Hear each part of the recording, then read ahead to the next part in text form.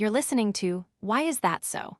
Radio, where we embrace your sorrows and return to the world a person complete with peace and happiness. Has anyone heard the footsteps of summer, when the sunbeams don't hesitate or peak, but shine directly onto the pages of our books? There was one summer we gave an affectionate, nostalgic name, the last summer of our student lives. It held all the memories of our school days, the joyful, happy laughter, and also the prolonged weariness of days close to graduation.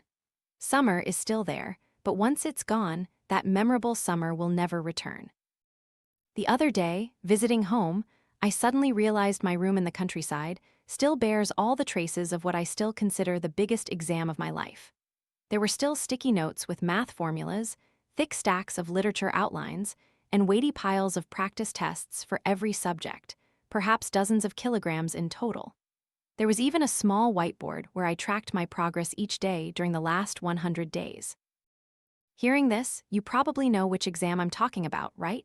For me, the university entrance exam was incredibly important, an exam that stretched my limits beyond measure, a period when I saw how serious, focused, and strong I could be. I hope this radio episode will give strength to all you final year students. And for those who are a little older, I hope it serves as a confirmation that you did very well in overcoming such a big exam by yourself. 17 years old, sometimes feeling naive, but never once thinking of giving up, my friend. The difficulties ahead are just the first challenges in your adult life. Finishing this exam is like setting foot on the highway of your life. There will be many more challenges, and we'll overcome them all. But for now, let's read some special letters from our listeners. The first letter comes from a listener nicknamed Pepper **. Your mom and dad, I just want to rest. This is my final year. I know I always have to be self-disciplined and hardworking every day, always setting up study schedules so I don't fall behind. But somehow, I always feel tired doing those things. I get frustrated studying formulas, then confused when I don't know vocabulary meanings. Sometimes I feel panicked and anxious when negative thoughts pop up about failing university. How would mom and dad feel having a failed child like me? That thought always reminds me and has become a shadow constantly following me. But I'm so tired. I just want to rest. I just want to go to bed early so my head doesn't ache anymore. What should I do, mom and dad? Dear Pepper, I've read your letter and deeply empathize with what you're going through. The final year truly is a difficult period, full of worries, challenges, and especially the pressure from the expectations of your parents, loved ones, and yourself. Sometimes, these expectations unintentionally amplify the fear of disappointment. It's completely understandable to feel tired, frustrated, and anxious during this time. The pressure of studying for exams, coupled with worries about the future, can leave you feeling exhausted. Holding on to fear only causes prolonged stress and continuous fatigue because your body doesn't know how to react to that fear. If you ever feel too tired one evening, with no motivation left to continue battling with your studies, then take a break. Stand up and go outside.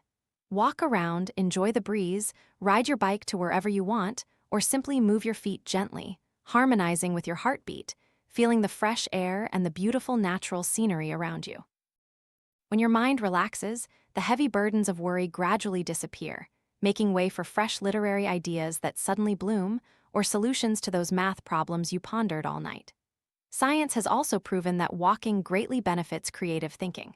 When our bodies move, we produce endorphins, which reduce stress and stimulate positive thinking. Movement also promotes blood circulation to the brain, enhancing concentration and creativity. Let movement make you feel like you've never stopped. You're still moving forward. It's okay to slow down a little, slow down to find the right path, then speed up to reach the finish line, right? Even if the university entrance exam feels monumental and important, just think of it as a small stepping stone on your journey. Just thinking that will make you feel much lighter. When your mind is at ease, the exam will become easier than ever. The next letter comes from a listener nicknamed Lena **. Currently, I'm a final year high school student at a high school in central Vietnam. My appearance and academic performance are just average. I don't know when it started, but I've gradually begun to feel that I'm not the same as before. The innocent and vibrant 10th grader, fresh-faced and full of personality, is slowly disappearing. Now, I'm always lost in thought. I don't know why, but my friends also notice I've changed, and it's probably not in a positive way. I realize it myself. My smiles now are always forced, not as genuinely happy as before. Now, my mind is filled with all the worst-case scenarios that could happen in my life. It's as if I carry some invisible fear within me. I'm afraid I won't get into my first-choice university, won't be able to meet my parents' expectations. I'm afraid my parents won't see me succeed. I'm afraid relationships will gradually fade, and especially, I don't even know what I like anymore. I seem indifferent to everything, slowly losing the joy that used to make me happy. Is it possible that the pressure of exams has slowly made me lose myself? I always want my efforts to be rewarded with a deserving outcome, but it hasn't appeared yet. I hope I can find myself again as soon as possible. Dear Lena, you haven't lost yourself. Everything that has always existed within you is still there.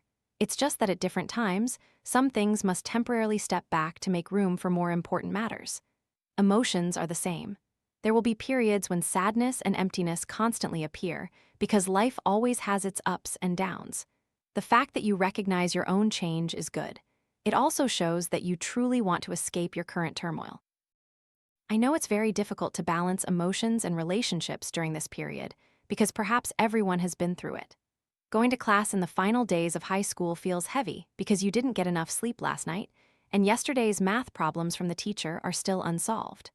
Emotions are always like a big question mark, leaving you no mind to laugh and be joyful with friends, thus creating invisible distances. And because everyone feels this way, we gradually drift apart. But if you've recognized this, then actively work to improve your friendships. Cherish, truly cherish, those final days of high school, your close friends, even the chaotic emotions, the forced smiles, the tears rolling down your cheeks. Because later, you'll no longer have days that revolve solely around family and friends, days not yet swept into the whirlwind of making a living. School friends will also be different from later relationships. In contrast to Lena, who doesn't know what she likes anymore and seems indifferent to everything, our listener nicknamed Sunny has found her passion, but hasn't been able to pursue it yet. Let's read Sunny's letter together. At 17, I didn't choose to write my own dreams, but to continue my mother's dreams. At this age, I always have to carry the ideal of studying a potential major to earn a lot of money later. And perhaps that ideal and the power of money have been the biggest reasons eroding my own passion. Before the university entrance exam, my family had many arguments, but the sole reason was always about the major I had chosen. At that time, I truly saw painting as my entire life, my fierce and only passionate dream burning brightly in my heart. I didn't hesitate then and immediately chose graphic design, a major my entire family considered cheap and ordinary, a major my older brother said sounded uncultured.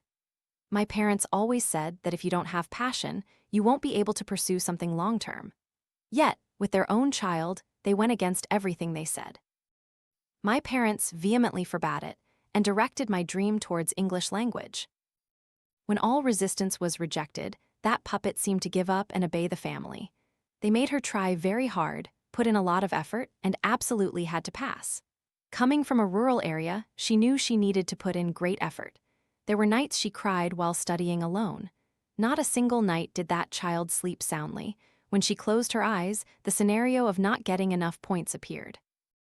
That's how she alone got through those days of numb fingers from writing, still diligently solving problems, until the hot, humid summer days. Mornings at school felt like she hadn't even arrived, and every evening after tutoring, she rushed home alone, her mind truly empty, lost, and soulless. The week before the exam, she cried every night because the image of failing the exam and the reprimands of adults were always present in her mind. She carried that heavy burden through the most important exam of her life, and the torment continued for a whole month until the results were announced. The day the exam results were announced, I passed. My score was much higher than the school's cutoff. That day was truly the happiest day of my life, but this child was too naive to be happy too soon. I put in so much effort. I truly did. I only wished for a word of encouragement from my family, but they coldly and sternly told me that I hadn't truly tried hard enough, hadn't been truly determined enough. I asked myself what I needed to do to be acknowledged by them. It seems that if external pressure suffocated this child by 3 parts, the very name, family, suffocated her by 7 parts. All their callousness seemed to crush her dream. Now, painting holds nothing left in her heart. Now, at the age where she's just stepping into society, she doesn't know what she wants or needs. There's a person existing who no longer carries a dream. Dear Sunny, having concerns and questions about passion, future path, and career is completely normal at your age. The fact that you know what you like is an advantage, but don't rush into blindly following passion. The familiar saying, "Follow your passion and success will follow you," is inspiring, but not entirely true in reality.